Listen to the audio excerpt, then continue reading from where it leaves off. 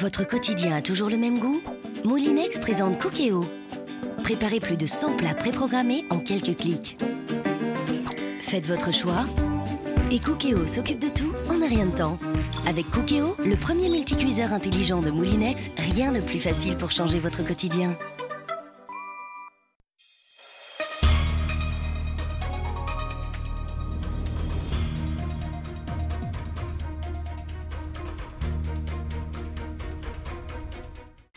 À la une de l'actualité, ce meurtre qui fait parler Toussaint-Marie. Lundi soir, une femme de 58 ans a été abattue par arme à feu dans son appartement, de quoi alimenter toutes les conversations samaritaines. Et chacun y va bien sûr de son hypothèse. Près de 50% plus cher que dans l'Hexagone. Entre l'achat, l'entretien, l'essence et le crédit, avoir une voiture en Martinique est un investissement plus élevé qu'outre-Atlantique. C'est ce que révèle une étude parue aujourd'hui. Que deviennent vos pneus et batteries usagés? Depuis près de 10 ans, la filière de recyclage s'est organisée en Martinique. Une mission écologique qui comporte aussi des enjeux économiques pour les sociétés martiniquaises. Enfin, il avait disparu des écrans ces dernières années. Chacun sa route, on essaiera de voir quel chemin a pris l'un des pionniers du reggae dancehall français, Tonton David. Ce qui est sûr et certain, c'est qu'il est en Martinique pour quelques showcases et ce soir, avec nous sur le plateau d'ATV, on pourra l'interroger tout à l'heure. Bonsoir à tous, très heureuse de vous accompagner pour cette heure d'information. On démarre tout de suite avec un retour à Sainte-Marie. Après le meurtre de Christine Labranche lundi soir, la commune est dans l'incompréhension. L'affaire alimente toutes les conversations. Pendant que l'enquête progresse doucement, chacun y va de sa propre hypothèse sur l'assassinat de cette Samaritaine de 58 ans. Voyez plutôt le reportage de Céline Chalonneau et Loïc Régis. Le drame a fait la une de la presse ce matin. Et à Sainte-Marie, il est au cœur de toutes les conversations. Un citoyen qui meurt comme ça, de façon atroce, sans qu'une preuve, sans qu'une conviction, sans une étude, donc on trouve que c'est un peu déplorable. À ce stade de l'enquête, rien ne permet de confirmer la thèse du crime passionnel, mais pour certains, ce passage à l'acte est impardonnable. C'est exagéré, madame, c'est exagéré. On peut passer à autre chose, on peut faire autre chose, mais pas aller tuer sa femme ou bien essayer de se tuer, c'est pas bon ça. Les hommes sont jaloux, alors c'est pourquoi il y a tant de crimes sur la terre. Émotion plus vive encore à la sous-préfecture de Trinité. Christine Labranche y était en poste depuis 1983. Comme agent d'accueil. C'était, pour utiliser une expression martiniquaise, un potomitan.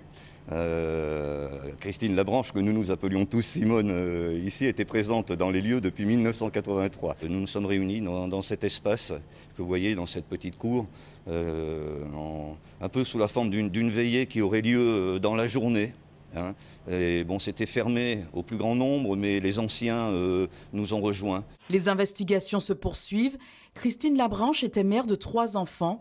L'un de ses fils était le compagnon de Clarissa Jean-Philippe, la jeune policière samaritaine abattue à Montrouge en janvier dernier.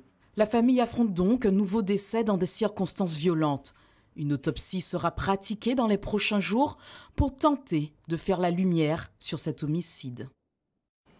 46% plus cher que dans l'Hexagone. C'est ce que vous coûte votre véhicule chaque année. L'Observatoire des prix, des marges et des revenus de la région vient de publier sa première grande étude, un topo sur le coût d'une voiture pour les ménages martiniquais. De l'achat à l'entretien en passant par le crédit ou les carburants, posséder un véhicule chez nous revient bien plus cher que sur le continent.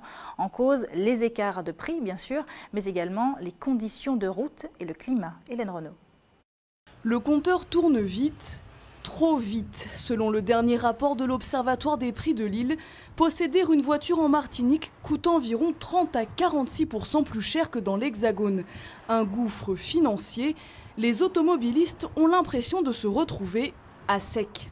Est-ce que ça vous coûte cher d'avoir une voiture? Très cher, oui. Pour l'année, faut compter 6 000 €. Hein. Facile, parce que les pièces détachées sont chères, les révisions sont excessives. Par semaine, je suis à 70 € pour aller-retour, parce que je travaille à Fort-de-France et je habite au Robert. L'entretien d'une voiture revient excessivement cher en Martinique. Les pièces coûtent cher, la main-d'œuvre coûte cher. Par exemple, un propriétaire martiniquais d'une voiture gamme économique dépense par an 519 € de plus en entretien que le conducteur métropolitain. Pour ce concessionnaire, plusieurs facteurs sont en cause. La chaleur, l'humidité, l'état des routes ou encore les embouteillages useraient la voiture beaucoup plus vite.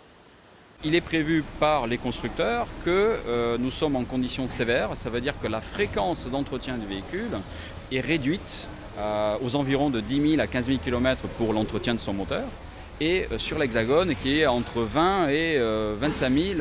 Nous changeons beaucoup le freinage par rapport au relief de la Martinique. Donc nous avons une fréquence qui est ici accentuée par rapport à l'Hexagone. Et pour ne rien arranger, les Martiniquais conduisent beaucoup plus que les métropolitains, environ 4000 km de plus par an pour une voiture essence selon le même rapport. Rouler plus et donc payer plus. Tout ce qui est lié au kilométrage, c'est-à-dire l'usure, les pneus, les entretiens, coûte 2 fois plus cher en Martinique qu'en métropole. À cause des conditions, notamment géographiques de la Martinique, la concentration des emplois, de l'activité en centre Martinique. Et puis, il faut bien le dire, jusque maintenant, une offre de transport public en commun qui était insuffisante par rapport à la demande. Ce rapport vise à faire réagir le secteur automobile, les élus et les particuliers, passer la vitesse supérieure, notamment sur le développement des transports collectifs ou du covoiturage. Et avec près de 15 000 véhicules neufs immatriculés en 2013, la Martinique est donc un département qui roule beaucoup et qui consomme énormément de pneus. Une fois usés, ils sont pris en charge par l'association TDA, Traitement des déchets de l'automobile. Depuis 10 ans, elle regroupe tous les acteurs de l'auto pour traiter pneus et batteries usagées. Une véritable mission écologique, mais qui comporte aussi des enjeux économiques pour les entreprises martiniquaises. Le reportage de Guillaume Bacoul. Changer ses pneus, un geste qu'ici on effectue plus qu'ailleurs. Revêtement des routes, topographie. Par rapport à l'Hexagone, en Martinique, l'usure des pneus est plus importante de 30%. Résultat de la gomme qui s'amoncelle. Voici le résultat de 2 jours de récupération dans cette entreprise qui recueille tous les pneus du département. Une obligation légale depuis 2002. Chaque importateur cotise en fonction du nombre de pneus qu'il importe à l'année et se trouve responsable des pneus qu'il commercialise. Donc ce qui se passe concrètement, c'est qu'à chaque fois qu'un client vient chez nous changer un pneumatique, nous récupérons le pneu usagé, nous le collectons, nous le transportons sur le port où il est découpé en chips et expédié en Europe pour être recyclé auprès d'organismes agréés. Et les chiffres sont éloquents, pas moins de 36 000 tonnes par an, des pneus qui terminent leur vie ici dans cette autre entreprise de recyclage.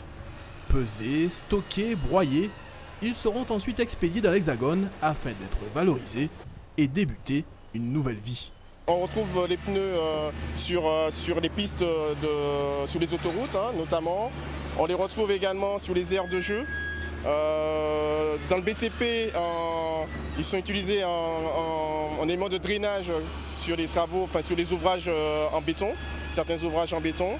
Et on les retrouve surtout en valorisation calorifique en fait. Donc les cimentiers les utilisent pour réchauffer, enfin monter en température, faire monter en température leur four. Le circuit est à peu près le même pour les batteries usagées. L'association de traitement des déchets automobiles regroupe sur les 2 secteurs une 50aine d'entreprises. Concernées par les enjeux environnementaux bien sûr, mais qui ont aussi à y gagner économiquement. Problème, aujourd'hui le système est mis à mal par la hausse du cours du plomb. Au Lamentin, dans le seul centre de l'île entièrement dédié à la collecte des batteries, ces unités de stockage sont devenues la cible des voleurs malgré les risques pour la santé. Elles ont dû être sécurisées. Aujourd'hui, les batteries, forcément, ont pris une valeur un peu comme certains déchets et de plus en plus, on le voit à travers le réseau TDA, y compris sur la plateforme. On a donc des individus qui essayent de rentrer, donc on a de la malveillance, on a des intrus et qui veulent récupérer des batteries et bien entendu le but c'est de les revendre pour gagner de l'argent. Le plomb reste aujourd'hui une valeur qui a la cote. Conséquence, sur les 4 dernières années, le nombre de batteries recyclées est passé de 80 il y a 4 ans à 40% aujourd'hui. Excédentaire depuis 2007, la filière voit avec inquiétude grandir le phénomène des vols et la concurrence illégale. À terme, c'est l'équilibre de tout un système qui pourrait être remis en cause. En bref, le climat social n'est pas apaisé. La grève de la maison d'accueil spécialisée à Saint-Pierre se poursuit. Hier, elle a échangé avec la direction tout l'après-midi et jusqu'à 20 h sans trouver d'accord. La grève illimitée se poursuit donc et un service minimum a été mis en place. À Saint-Joseph, les grévistes du foyer de l'enfance à Rivière-Laure ont été reçus par la présidente du Conseil général aujourd'hui. Rassurés par ces promesses de renforcement d'effectifs, ils ont repris le travail. Et puis du côté de la fourrière départementale, notez qu'on comptabilise aujourd'hui 112 jours de blocage. Pas d'apaisement non plus en Guadeloupe. Le maire du Gosier a rassemblé la presse ce matin pour faire le point sur les dégradations des écoles de la commune, des dégâts qu'il attribue aux agents municipaux grévistes. Depuis le 13 mai, un mouvement pour dénoncer le transfert de 2 cuisiniers au service technique de l'environnement paralyse la commune. Un climat social tendu et au milieu duquel les parents s'indignent, plus encore depuis le déversement d'huile de vidange dans les salles de classe. Linda Kayarsi. On n'est pas d'accord. On n'est pas d'accord. Parce que nous, on aime bien aller à l'école. Parce que nous, on aime bien aller à l'école. 3 jours après le vandalisme des écoles du Gosier, les parents d'élèves ne décolèrent pas. Je ne comprends pas qu'on s'attaque à nos enfants parce que c'est même pas des lieux de scolarité, c'est à nos enfants qu'on s'est attaqué là. On a décidé de faire un courrier pour porter plainte, un courrier auprès du procureur de la République pour porter plainte contre X. Une plainte contre X déposée par les parents d'élèves, mais aussi par la municipalité avec une différence. Je n'ai pas de certitude nominative. Mais nous savons tous que ce sont les grévistes. J'ai porté plainte, effectivement la police est sur le terrain à relever les éléments nécessaires à l'enquête en tout cas. Depuis plusieurs jours, les discussions entre collectivités et syndicats, des agents grévistes bloquent sur le transfert de 2 cuisiniers à la direction des services techniques avec formation. Ceci jusqu'à l'obtention par ces derniers de titres leur permettant d'être réaffectés en cuisine. Ça me surprend, comme je pense que toute la Guadeloupe qui nous écoute soit surprise de voir que voilà un maire qui demande aux agents de se former pour un meilleur déroulement de leur carrière, puisse refuser. Je les ai placés au niveau du service technique, tout simplement parce qu'il y a une nécessité de service au niveau du service technique. Pour les agents grévistes, il n'est pas question d'être affectés à un autre service pour valider leur expérience professionnelle et encore moins d'être pointés du doigt pour les dégradations des établissements scolaires. Lundi dernier, ils ont refusé de signer un protocole d'accord. Je ne comprends pas, ils sont cuisiniers, ils ne peuvent pas se retrouver jardiniers du jour au lendemain. Ça pose un problème. Ils ne peuvent pas avoir été un mouton blanc pendant toute leur carrière et puis subitement devenir un mouton noir. C'est qu'il y a un problème. On va quand même porter plainte parce que moi, je sais que j'ai toujours condamné toute action contre le bien public, a fortiori contre l'école de la République. Dans la commune du Gosier, donc, on est toujours dans l'impasse. Les travaux de nettoyage des écoles vandalisées ont quant à elles débuté. Demain, seules 6 écoles vont pouvoir accueillir les élèves. Pour les autres, les parents vont devoir faire preuve de patience. En bref, la mobilisation des enseignants et parents d'élèves n'y a rien fait. Le décret et l'arrêté sur la réforme des collèges ont été publiés au journal officiel cette nuit. Pour les syndicats et l'opposition, il s'agit d'un passage en force du gouvernement. Aucun des points contestés n'a été revu par le ministère de l'Éducation nationale. Najat Vallaud-Belkacem ainsi que les ministres de la Culture, de la Justice ou encore le porte-parole du gouvernement ont tous réaffirmé la nécessité de cette réforme et leur détermination à la mettre en œuvre rapidement. Les syndicats menacent de remobiliser leurs troupes le jour du brevet des collèges. Des considérations en tout cas qui sont bien loin des préoccupations des élèves et notamment ceux qui sont en grande difficulté. Exemple au collège Belle Étoile de Saint-Joseph, l'établissement classé en réseau d'éducation prioritaire accueille une classe de SEGPA, section d'enseignement général professionnel et adapté. Pour les jeunes qui y sont inscrits, le programme scolaire est un vrai casse-tête. Leurs enseignants doivent donc trouver d'autres idées pour les éduquer. Hier, ils sont allés en mer découvrir comment préserver le monde marin. Isabelle Ferrière. Vous descendez dans la cabine en marche arrière, comme ceci, d'accord? Pour éviter de glisser ou de tomber. Premier pas à bord du Scheherazade.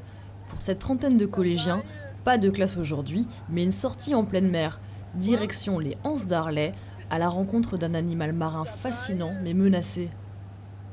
Si on voit une tortue, on l'observe, on la touche pas, on s'approche d'elle tranquillement et puis peut-être elle va monter à la surface. Des mois que ces jeunes attendent ce grand jour. La majorité d'entre eux va rarement à la mer et jamais ils n'ont vu de tortue. J'ai un petit peu peur qu'ils disparaissent parce que moi j'ai jamais vu de tortue de toute ma vie à part aujourd'hui et ils sont vraiment très très belles.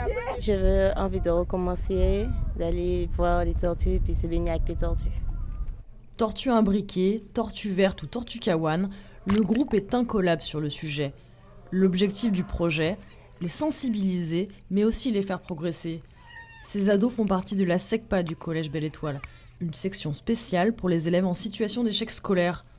Avec eux, l'enseignement doit être repensé. Notre projet était autour des tortues, mais à travers ça, on arrive à faire du français, de la SVT, de l'art plastique.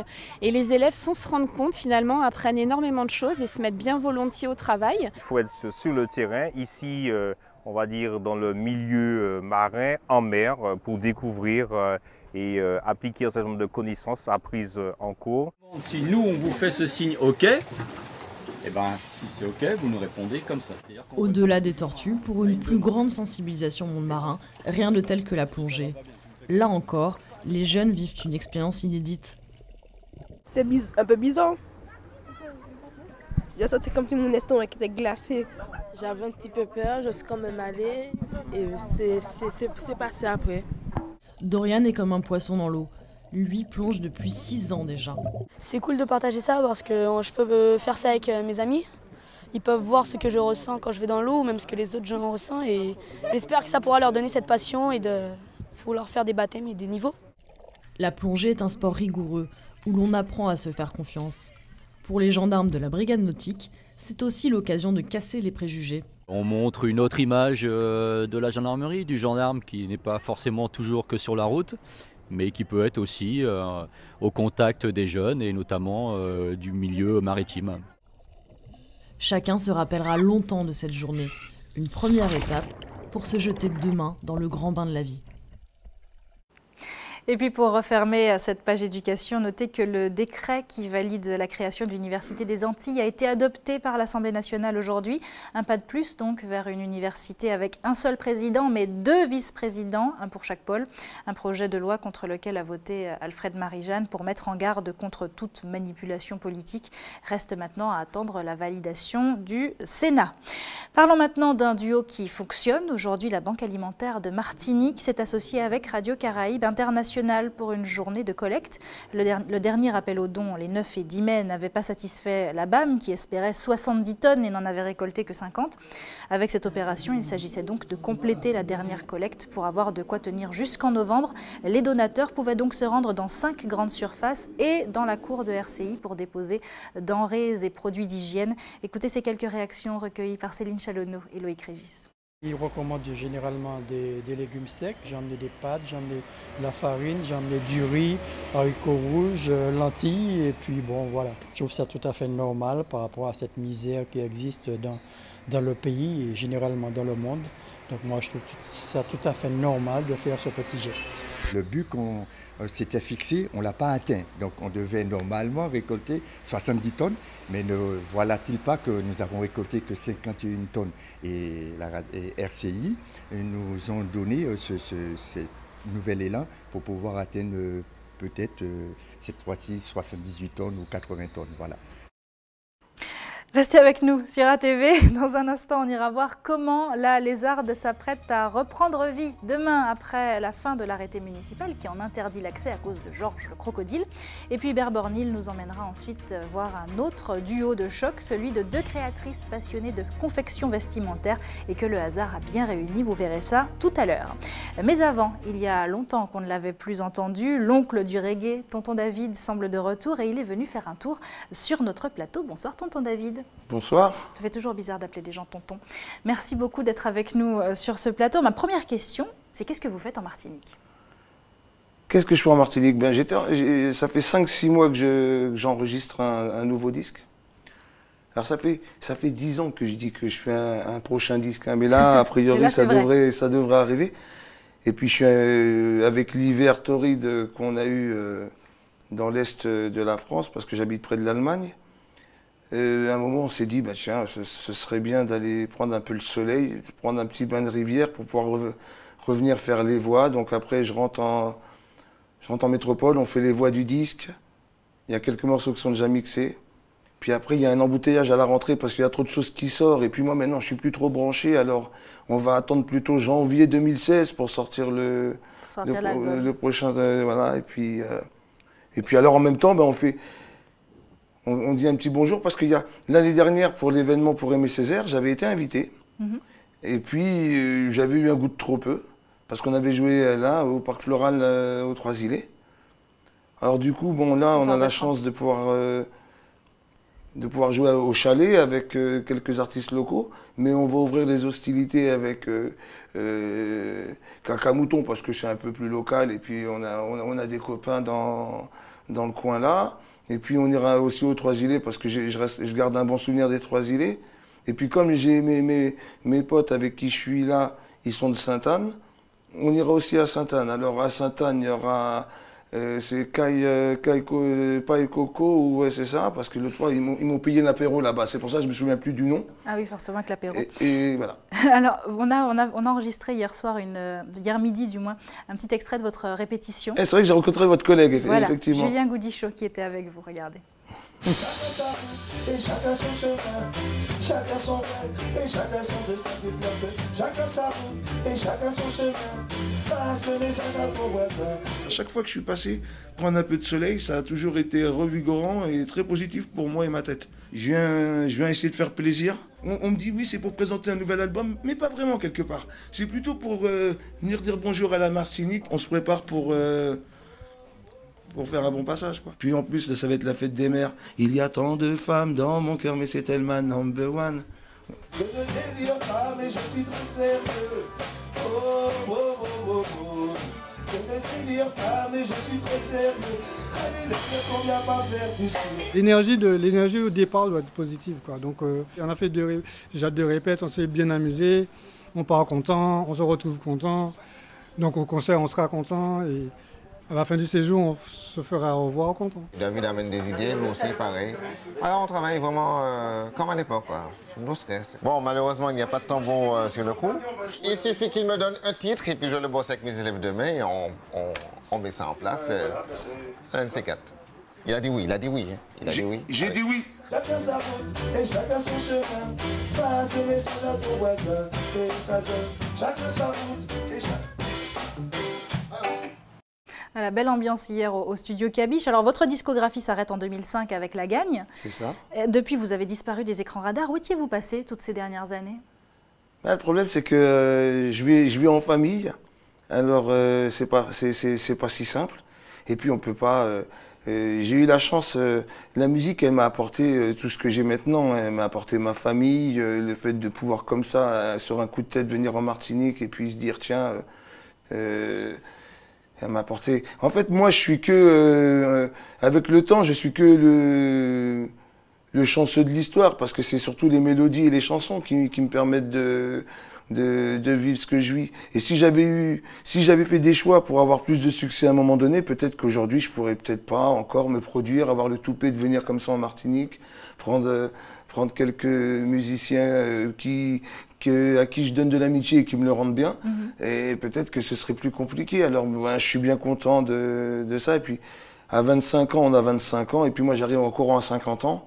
Alors, on ne va pas faire semblant d'avoir 30 ans. Hein.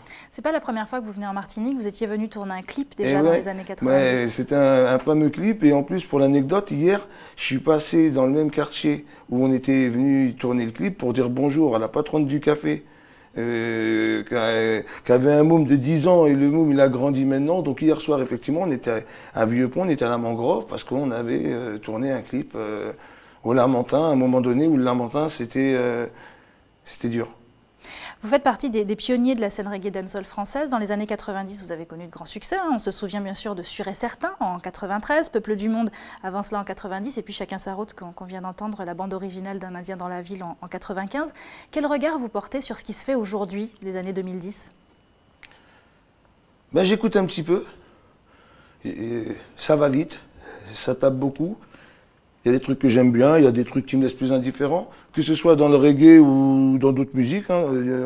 Mais en fait, là où j'étais enchanté à force d'écouter, c'est de me rendre compte que mon strapontin que j'avais laissé libre dans cette petite façon d'animer bistrot, on me l'avait laissé. Alors du coup, même après quelques années, quand j'avais eu envie d'écrire des nouvelles chansons, c'était assez simple parce que dans les artistes... Personne n'a pris votre place. Voilà, j'ai l'impression, quoi. En tout cas, bon, ben... Je me sens bien, même avec la nouvelle scène aujourd'hui, en fait, quoi. Vous aviez eu une plume, vous avez toujours cette plume dénonciatrice contre le chômage, contre le racisme, la discrimination, une plume qui mène toujours un peu à la réflexion. Est-ce que vous êtes toujours sûr et certain qu'on nous prend pour des cons? Est-ce que vous êtes toujours quelqu'un d'engagé? Eh bien, alors, je vais déjà répondre à la première question. Est-ce que je suis sûr qu'on nous prend pour des cons? Ben, à l'époque, quand je chantais ça en 93, hein, ça fait plus de 20 ans, on pouvait se la poser la question. Maintenant, je suis pas là pour longtemps, je n'ai pas envie de faire du désordre en Martinique, je vous laisse y répondre. Est-ce que je suis toujours engagé? Sûrement, mais les choses elles ont changé. J'ai 4 enfants avec la même femme, alors bon, c'est une vie pas facile. C'est important de le préciser. Merci beaucoup, tonton David. C'est moi qui vous remercie. Merci d'avoir été avec nous ce soir, vraiment. Eh bien, c'est l'heure de votre JT des communes. Tout de suite, le regard sur vos quartiers.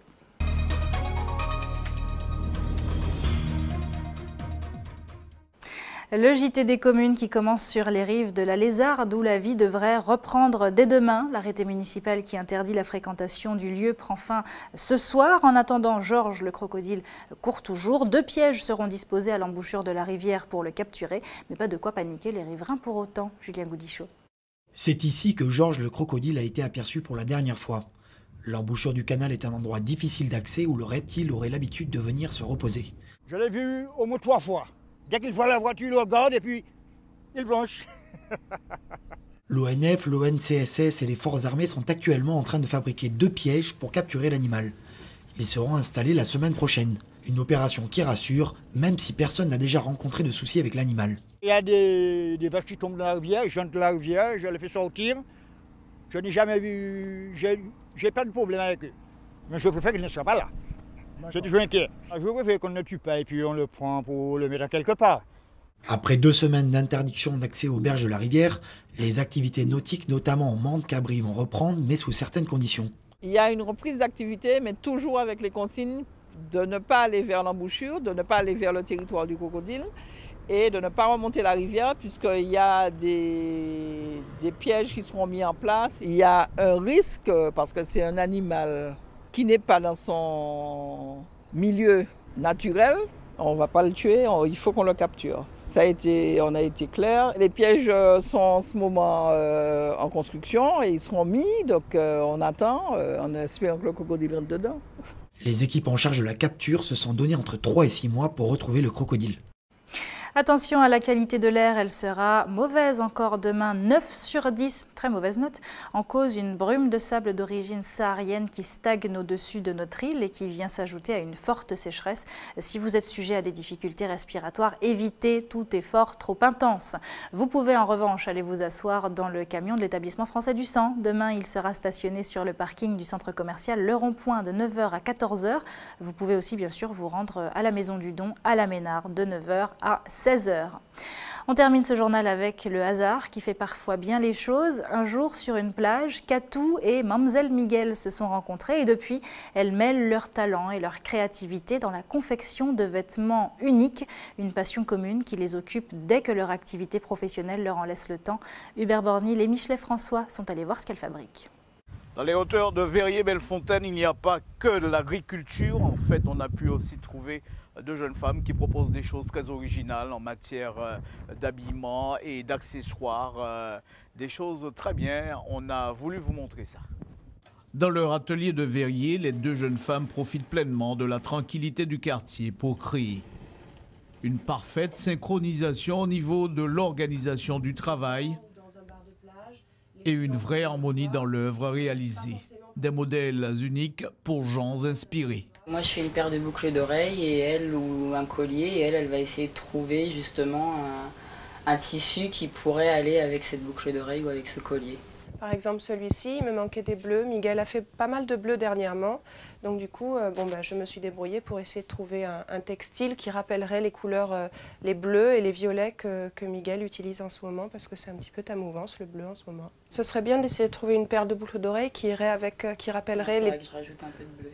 ce cas-là. Peut-être. Et en plus, il y a du bleu dans le sautoir, ce serait pas mal. C'est d'abord la passion qui anime Kato et Mamzelle. On dirait presque deux personnages d'une série télévisée à la mode, tellement la complicité est frappante. De prédilection, c'est la pâte polymère.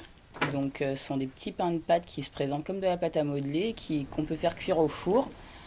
C'est des couleurs qui se mélangent, qu'on peut texturer. Donc, je texture ça avec tout et n'importe quoi. Là, j'ai été chercher des feuilles dans mon jardin pour pouvoir faire des motifs feuilles. En toute honnêteté, elles avouent avant tout être autodidactes, tant qu'il y aura de la passion. On n'aime pas obéir à un code quel qu'il soit. Souvent, on va nous dire « Ah oui, mais ça va pas du tout avec, tu te rends pas compte ». Dans ma partie, par exemple, textile, j'adore mélanger du pois avec de l'africain. Bon, y a certaines personnes qui ne conçoivent pas ce mélange comme d'un bon goût. Voilà le travail de Katoun et Manzé Miguel. Rappelons qu'elles sont également visibles sur Facebook. Bientôt, ce sera à la fête des mères. Et puis, on ne sait jamais, à l'occasion, dans un bar, dans une ambiance quelconque. Voilà, Hubert Bornil, toujours plein de bonnes idées. C'est la fin de votre édition locale et communale. Merci à tous de l'avoir suivi. Ne bougez pas dans un instant, on reste tout près de vous avec Antche Pays. À tout de suite.